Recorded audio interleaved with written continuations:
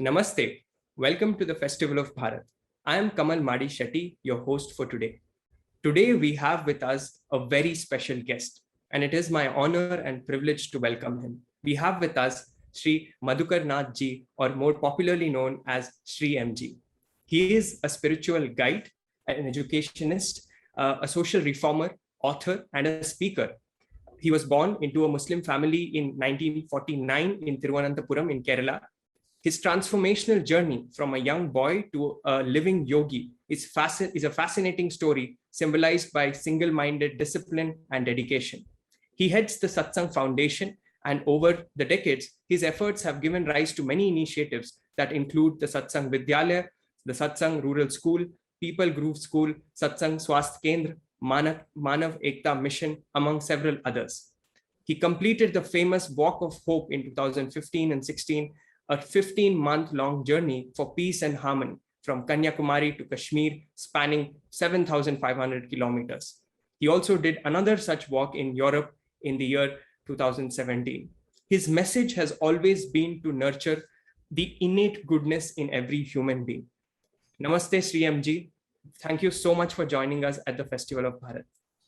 Namaste. Thank you for inviting me. I have seen some of your videos, and I think you're doing a good job. Thank you, Pranam, sir. Sir, I want to begin, first of all, with your life story. When you were just 19, now you embarked on a journey to the Himalayas, seeking a true master that you found in the form of Maheshwarnath Babaji. Now, after traveling extensively through the Himalayas with your teacher for a few years, you were then encouraged to return to the plains to start a family and to prepare for your life's mission.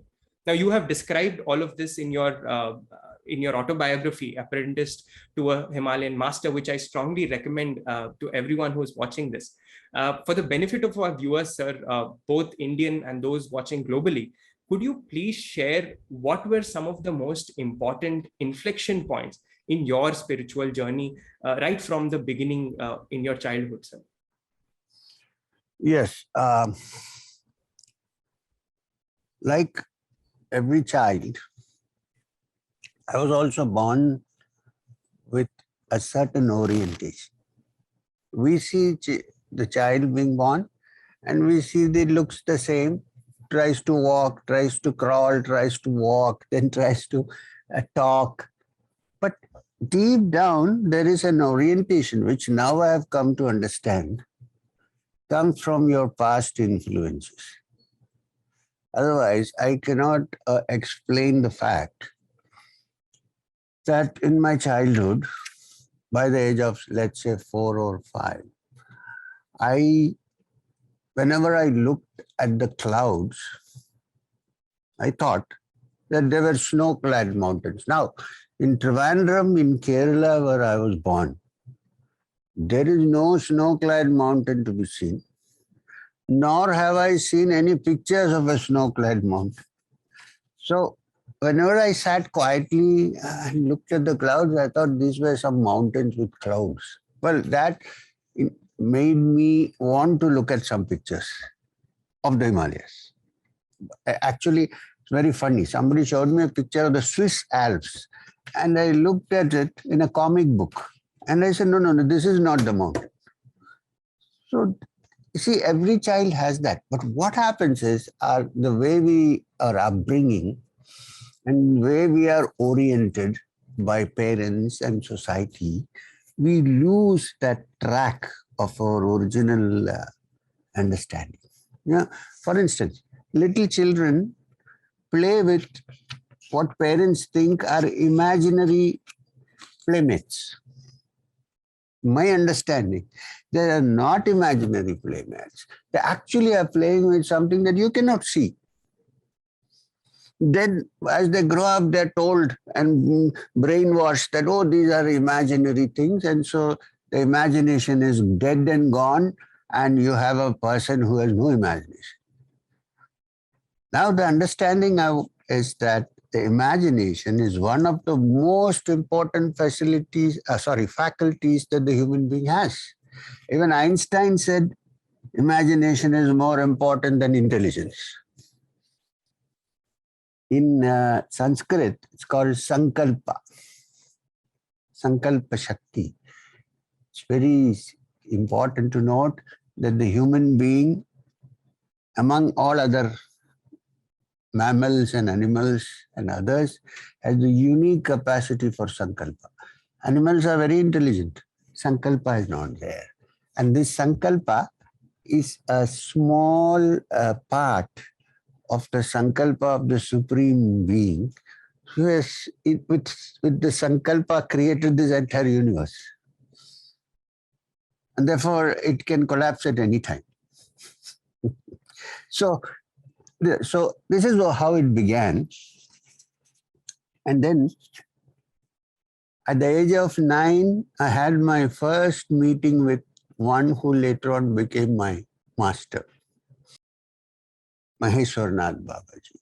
And at that time, I did not know that it was Maheshwarnath Babaji. While playing in the backyard of my house, the details are in the autobiography, I saw a tall man with matted hair and rudrakshas. I didn't even know they were rudrakshas. And a kamandalu, I did not know. I've never seen a kamandalu. Bare-bodied in the traditional yogic style, wearing a white loincloth, standing under the jackfruit tree. And what I started with was kind of related to what he said when he saw me. He beckoned me to come forward. And the first question he asked me was, "Kuch yaad aaya?"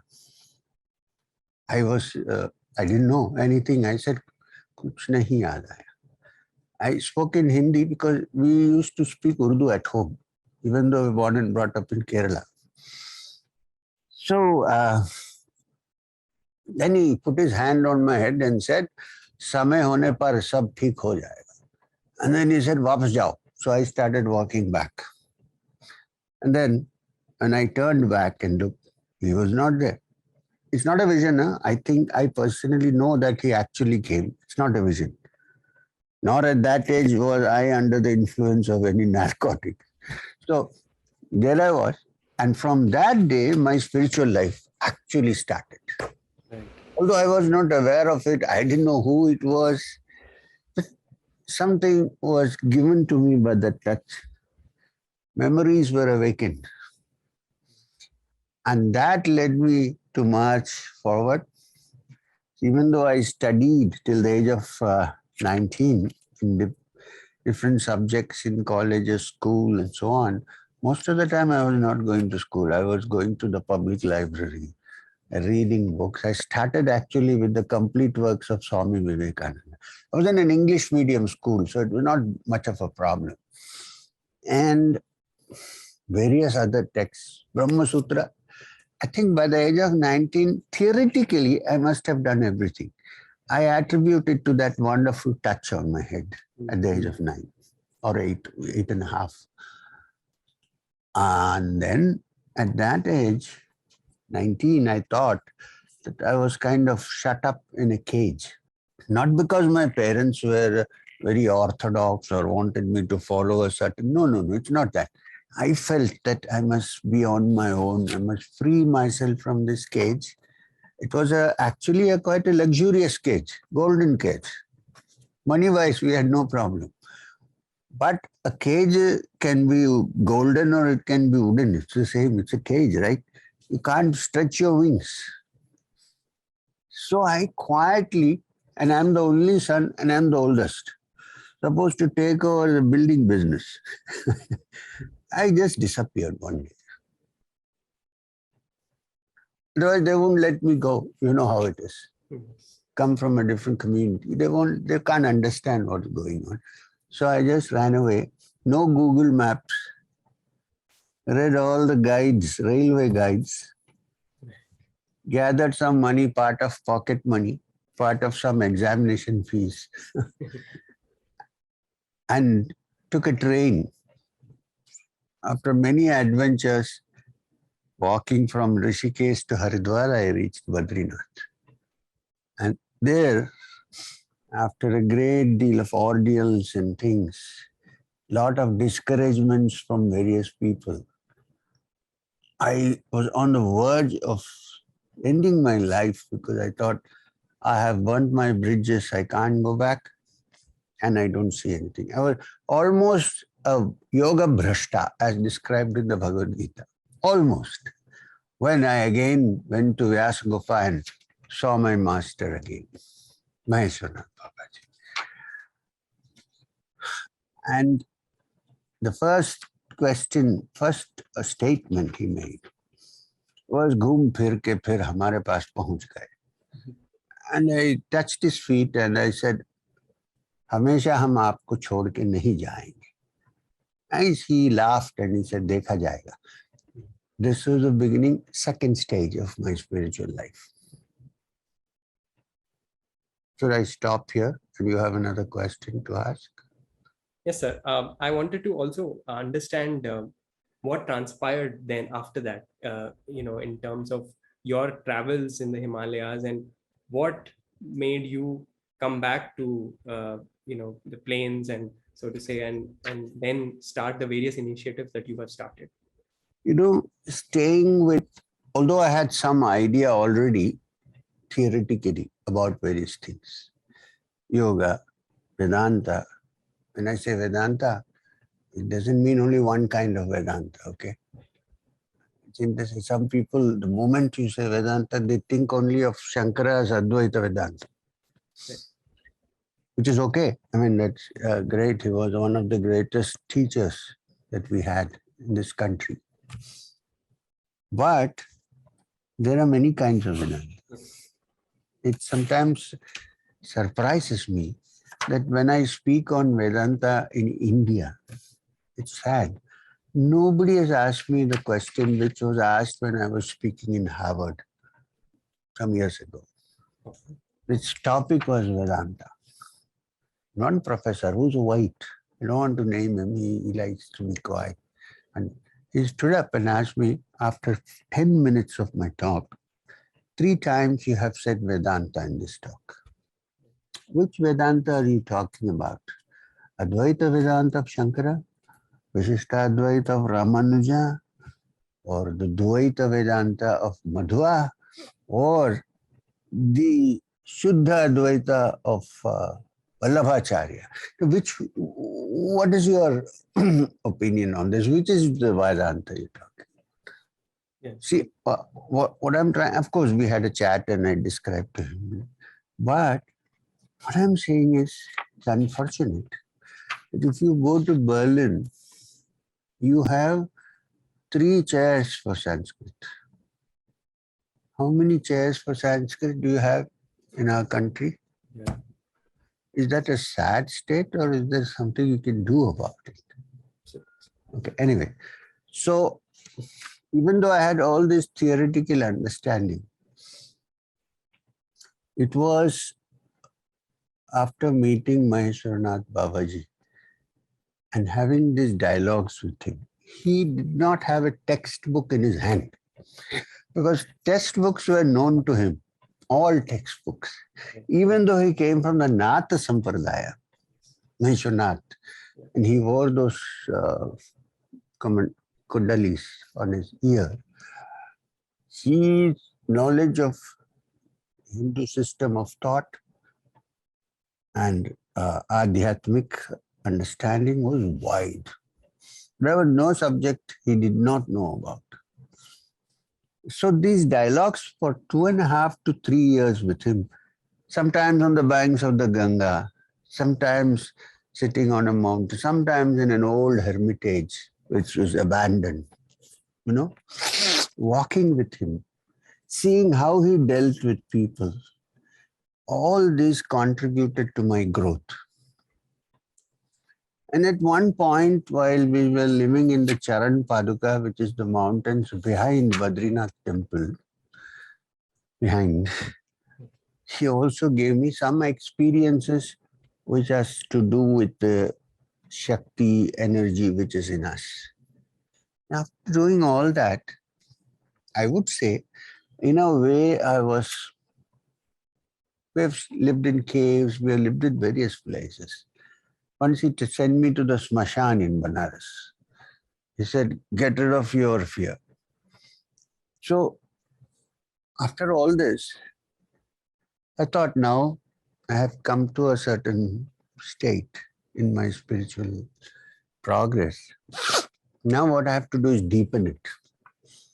And the only way to deepen it, I thought, was to stay here, walk around the Himalayas, beautiful place, food. When you're hungry, it comes somehow.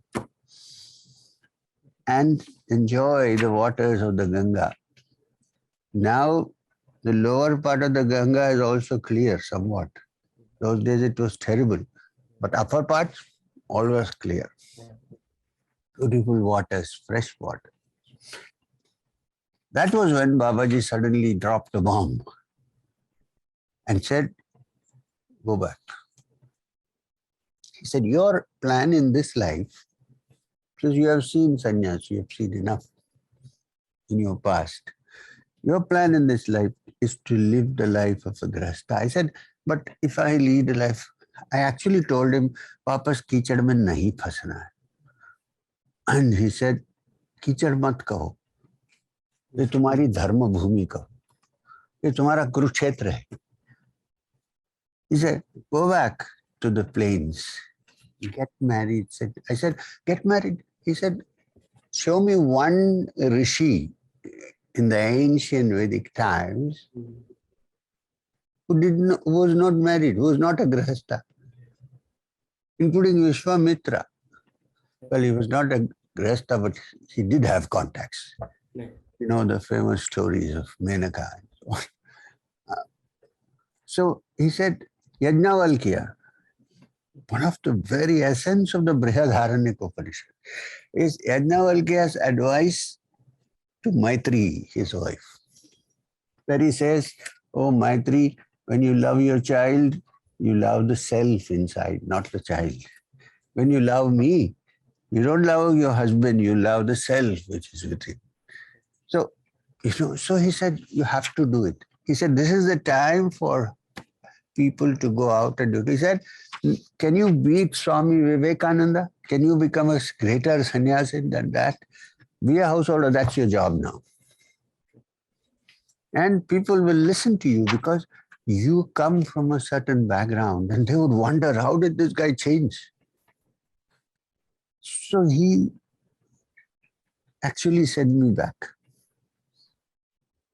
I would not have come. I was really, really reluctant. But there was one caveat here. He said, don't teach. Till I give you a green signal, shut your mouth. You have any experiences, keep it to yourself. So till I was 40, age of 40. By then I had 2 kids. My wife is from Udupi. She's a Konkani Saraswat from Udupi. I married her because I could not have married into a community which would oppose my moving in the spiritual field. And I wouldn't say that she's very religious. She's innately, there is something, they're simple, not interested in things, happy, and a good person. Okay. So now, therefore I came, I settled down and got married. At the age of 40, I saw something in my mind. It's either a dream or a trance, can't say, that there was a green signal for me to teach. And still I was thinking, where will I go and speak? Who's interested? And then the chance came and somebody invited me to the Theosophical Society in Bangalore just to talk about my Himalayan trip. And from there it started. Today, I'm trying to find some time to be free because I need to write some more books and so on, but it's kind of busy. And all I reflect is all that I have studied in 2.5 years in experience when I was with Maheshwarnath Babaji. Nothing has been subtracted and nothing has been added to it. What I'm trying to say that there are such great yogis. They may be known or they may be unknown. They are the essence and crux of our great civilization called Sanatana Dharma. And it is the seeds that they plant that will lead to a resurgent India.